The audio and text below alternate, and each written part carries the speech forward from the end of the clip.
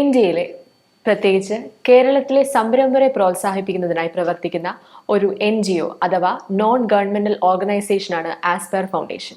Business രംഗത്തിന്റെ മുന്നേറ്റത്തിനായി aspire foundation ഒരുക്കുന്ന ആസ്പയർ ടു ഇൻസ്പയർ എന്ന ഈ എഡ്യൂക്കേഷണൽ പ്രോഗ്രാമിലേക്ക് സ്വാഗതം. ഇന്നത്തെ എഡ്യൂക്കേഷണൽ പ്രോഗ്രാമിൽ നമ്മൾ സംസാരിക്കാൻ പോകുന്നത്, നിങ്ങളുടെ ബിസിനസ്സിൽ സ്ഥിരമായ ഒരു വളർച്ച ആഗ്രഹിക്കുന്ന ഒരാളാണെങ്കിൽ ലിക്വിഡിറ്റി എന്തായാലും ശ്രദ്ധിക്കണം. അതിൽ എന്തൊക്കെ ശ്രദ്ധിക്കണം എന്നതിനെ കുറിച്ചാണ് നമ്മൾ ഇന്ന് സംസാരിക്കാൻ പോകുന്നത്. ഈ വിഷയത്തെക്കുറിച്ച് സംസാരിക്കുന്നത് നസ്രേത്ത് ബിസിനസ് സൊല്യൂഷൻസ് പ്രൈവറ്റ് ലിമിറ്റഡിന്റെ ഡയറക്ടറായ ശ്രീ NM മാത്യു സാറാണ്.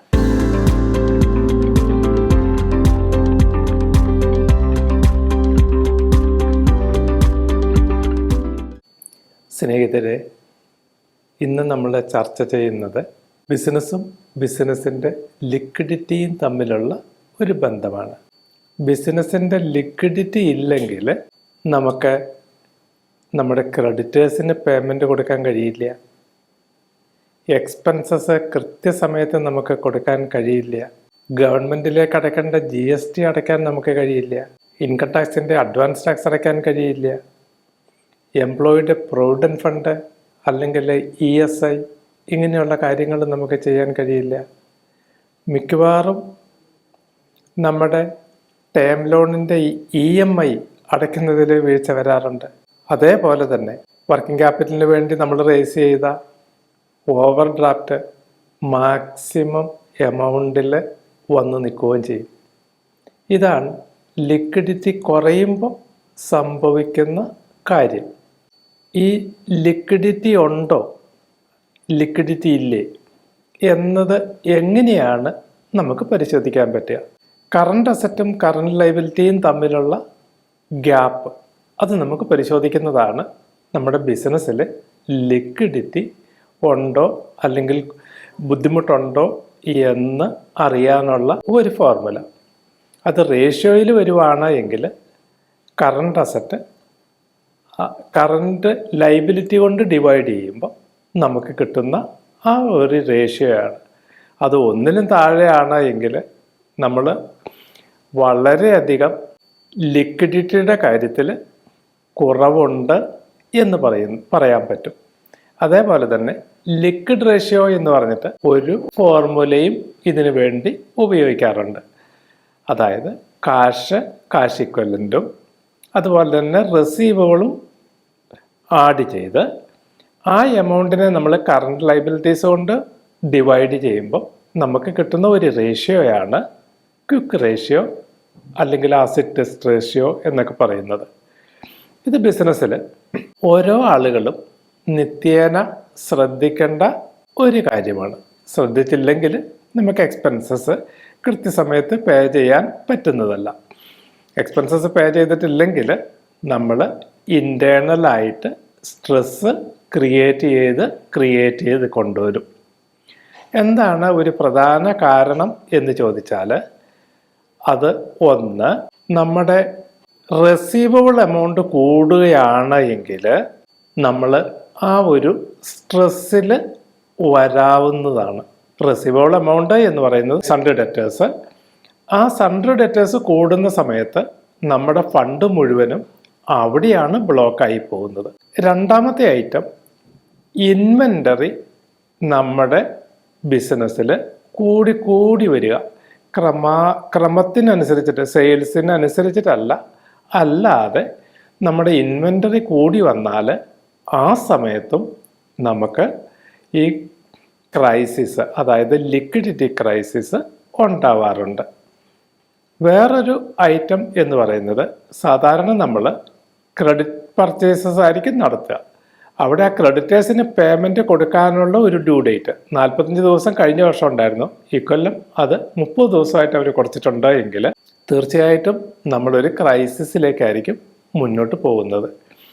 ബാങ്കുകളുടെ EMI നമുക്ക് അടയ്ക്കാനായിട്ട് EMIക്ക് തുല്യമായി, അതായത് EMI വരുന്ന സമയത്ത് നോർമലി നമ്മുടെ പ്രോഫിറ്റും നോൺ കാഷ് എക്സ്പെൻസസ് ആയ ഡിപ്രിസിയേഷനും കൂടി ആഡ് ചെയ്യുമ്പോൾ ആ ഒരു എമൗണ്ടിന് തുല്യമായി മാത്രമേ നമുക്ക് EMI ലയബിലിറ്റി വരാൻ പാടുള്ളൂ.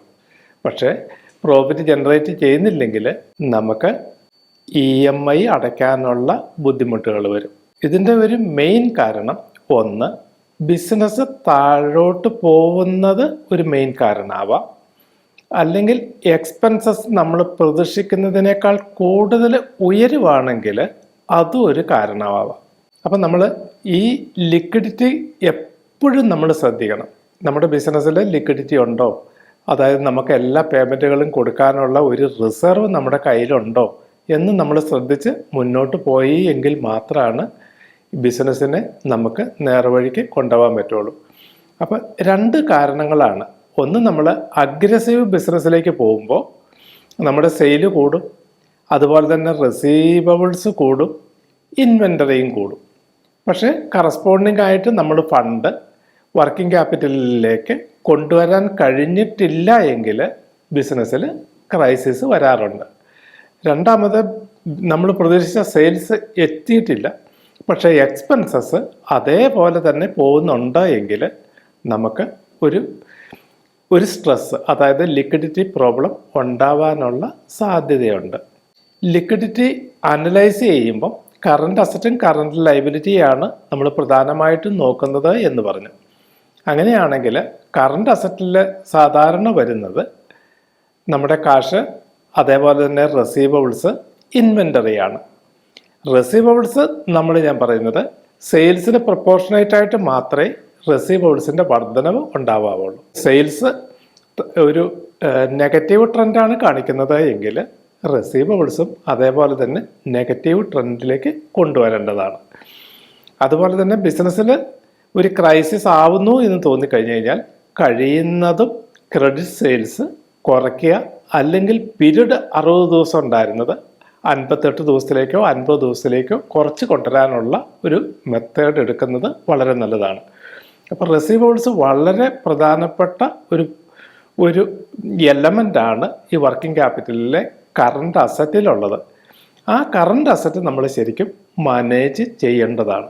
അതേപോലെ തന്നെ ഇൻവെൻ്ററി, സെയിൽസ് പ്രൊപ്പോർഷനേറ്റ് ആയിട്ടാണ് നമ്മൾ ഇൻവെൻ്ററി കീപ്പ് ചെയ്യുന്നത് എങ്കിൽ വലിയ ബുദ്ധിമുട്ടുണ്ടാവുകയില്ല.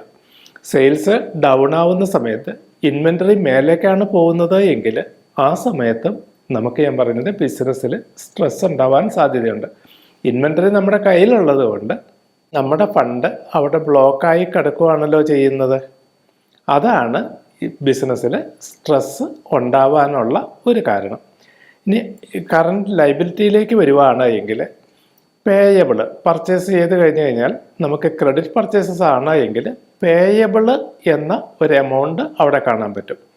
ഈ പേയബിൾ എമൗണ്ടും നമ്മൾ ശ്രദ്ധിക്കേണ്ടതാണ്. അതായത് നമ്മുടെ സപ്ലയർ നമുക്ക് ക്രെഡിറ്റ് പീരീഡ് തന്നത് 60 ദിവസമായിരുന്നു. ഇപ്പോൾ അവർ അത് 45 ദിവസമായിട്ട് കുറച്ചിട്ടുണ്ടെങ്കിൽ ആ 15 ദിവസം കുറവ് വരുത്തിയത് നമ്മുടെ ബിസിനസ്സിൻ്റെ ലിക്വിഡിറ്റിയെ ഡയറക്റ്റായിട്ട് തന്നെ ബാധിക്കുന്നതാണ്. ഇനി നോക്കൂ, റെസീവബിൾ പീരീഡ് നമ്മൾ എപ്പോഴും കണക്കാക്കുന്നത് റെസീവബിൾ എത്രയുണ്ടോ ആ എമൗണ്ടിനെ ക്രെഡിറ്റ് സെയിൽസ് പെർ ഡേ കൊണ്ട് ഡിവൈഡ് ചെയ്യുമ്പോൾ നമുക്ക് എത്ര ക്രെഡിറ്റ് പീരീഡാണ്, എത്ര ദിവസമാണ് നമ്മുടെ ക്രെഡിറ്റ് പീരീഡ് എന്ന് നമുക്ക് കിട്ടുന്നതാണ്. ആ ക്രെഡിറ്റ് പീരീഡ് 1 ദിവസം 2 ദിവസം എന്ന കണക്കിൽ പുറകോട്ട് കുറച്ച് കൊണ്ടുവരാൻ നമുക്ക് കഴിയുവാണ് എങ്കിൽ അവിടെ നമുക്ക് പറഞ്ഞത് ഈ ക്രൈസിസ് കുറച്ച് കൊണ്ടുവരാനായിട്ട് നമുക്ക് സാധിക്കുന്നതാണ്. നല്ല ഒരു ഓപ്പറേറ്റിംഗ് സിസ്റ്റം, ഒരു സ്റ്റാൻഡേർഡ് ഓപ്പറേറ്റിംഗ് പ്രൊസീജിയർ അവിടെ നമുക്ക് അതായത് ഡിസൈൻ ചെയ്ത് ഇംപ്ലിമെൻ്റ് ചെയ്ത് മോണിറ്റർ ചെയ്ത് കൺട്രോൾ ചെയ്ത് ചെയ്യാൻ പറ്റുവാണ് എങ്കിൽ ഈ റെസീവബിൾസ് നമുക്ക് കൺട്രോൾ ചെയ്യാൻ കഴിയുന്നതാണ്. അതേപോലെ തന്നെ ഇൻവെൻ്ററി ഹോൾഡിംഗ് പീരീഡ് എന്ന് ചോദിച്ചാൽ inventory divided by cost of goods sold per day കൊണ്ട് ഡിവൈഡ് ചെയ്താൽ ഇൻവെൻ്ററി ഹോൾഡിംഗ് ഡേയ്സ് നമുക്ക് കിട്ടുന്നതാണ്. ആ ഇൻവെൻ്ററി ഹോൾഡിംഗ് ഡേയ്സ് നമുക്ക് കുറച്ച് കൊണ്ടുവരണമെങ്കിൽ നമുക്ക് നല്ല ഒരു സ്റ്റാൻഡേർഡ് ഓപ്പറേറ്റിംഗ് പ്രൊസീജിയർ ഡിസൈൻ ചെയ്ത് ഇംപ്ലിമെൻ്റ് ചെയ്ത് മോണിറ്റർ ചെയ്ത് കൺട്രോൾ ചെയ്ത് കൊണ്ടുവരാൻ പറ്റുവാണ് എങ്കിൽ തീർച്ചയായിട്ടും ഞാൻ പറയുന്നത് നമ്മുടെ സ്ട്രെസ് ഒരു പരിധിവരെ കുറച്ച് കൊണ്ടുവരാവുന്നതാണ്. അതുപോലെ തന്നെ കറണ്ട് ലയബിലിറ്റിയിലേക്ക് വരുവാണ് എങ്കിൽ അതായത് ക്രെഡിറ്റേഴ്സ് അല്ലെങ്കിൽ എമൗണ്ട്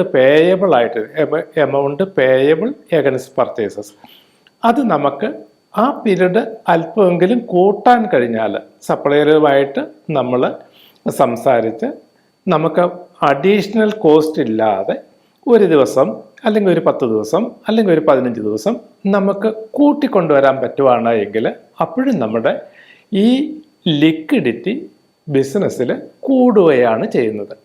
അപ്പോൾ എല്ലാ ഭാഗത്തും, ഇപ്പോൾ സെയിൽസിൻ്റെ ഭാഗത്ത്, അതേപോലെ തന്നെ റിസീവബിളിൻ്റെ ഭാഗത്ത്, അതേപോലെ തന്നെ ഇൻവെൻ്ററിയുടെ ഭാഗത്ത്, പർച്ചേസസിൻ്റെ ഭാഗത്ത്, പേയബിളിൻ്റെ ഭാഗത്ത് എല്ലാം നമുക്കൊരു കൺട്രോള്, ഒരു എഫിഷ്യൻസി കൊണ്ടുവരികയാണ് എങ്കിൽ തീർച്ചയായിട്ടും നമുക്ക് വർക്കിംഗ് ക്യാപിറ്റൽ പ്ലാൻ ചെയ്യുകയും ബിസിനസ്സിൽ ലിക്വിഡിറ്റി നിലനിർത്താനും കഴിയുന്നതാണ്. ബിസിനസ്സിൽ ലിക്വിഡിറ്റി ഉണ്ട് എങ്കിൽ ആ സമയത്താണ് നമുക്ക് ഗ്രോത്ത് ഉണ്ടാവുക. അഗ്രസീവ് ബിസിനസ് ചിലപ്പം നമ്മുടെ ഗ്രോത്തിനെ എന്നേക്കുമായി ഇല്ലായ്മ ചെയ്യാൻ സാധ്യതയുണ്ട്. അതുകൊണ്ട് ഞങ്ങൾ പറയുന്നു, നല്ല ലിക്വിഡിറ്റി എന്ന ആ ആസ്പെക്റ്റിനെ, കറണ്ട് അസറ്റ് കറണ്ട് ലൈബിലിറ്റി എന്ന ആ ആസ്പെക്റ്റിനെ നല്ലപോലെ മനസ്സിരുത്തി പഠിച്ച് അതിനുശേഷം വേണം ഞാൻ പറയുന്നത് ബിസിനസ് മുന്നോട്ട് കൊണ്ടുപോകുന്നതിന്. ഞാൻ പറഞ്ഞ ഈ കറണ്ട് അസറ്റും കറണ്ട് ലൈബിലിറ്റിയും തമ്മിലുള്ള ബന്ധവും അതേപോലെ തന്നെ ബിസിനസ്സിലെ ലിക്വിഡിറ്റിക്കുള്ള പ്രാധാന്യവും നിങ്ങൾക്ക് മനസ്സിലായി എന്ന് വിചാരിച്ചുകൊണ്ട് സന്തോഷത്തോടെ ഞാൻ നിർത്തുന്നു. ഇന്ന് സാറ് സംസാരിച്ച വീഡിയോ നിങ്ങൾക്ക് യൂസ്ഫുൾ ആയെന്ന് വിശ്വസിക്കുന്നു. ഇതുമായി ബന്ധപ്പെട്ട് നിങ്ങൾക്ക് എന്തെങ്കിലും ഡൗട്ടുകൾ ഉണ്ടെങ്കിൽ ഞങ്ങളുമായി കോൺടാക്ട് ചെയ്യാം, അല്ലെങ്കിൽ നിങ്ങൾക്ക് കമൻറ്റ് സെക്ഷനിലൂടെ അറിയിക്കാം. ഞങ്ങൾ റിപ്ലൈ തരുന്നതായിരിക്കും. മറ്റൊരു യൂസ്ഫുൾ വീഡിയോ ആയി കാണുന്നത് വരെ താങ്ക് യു.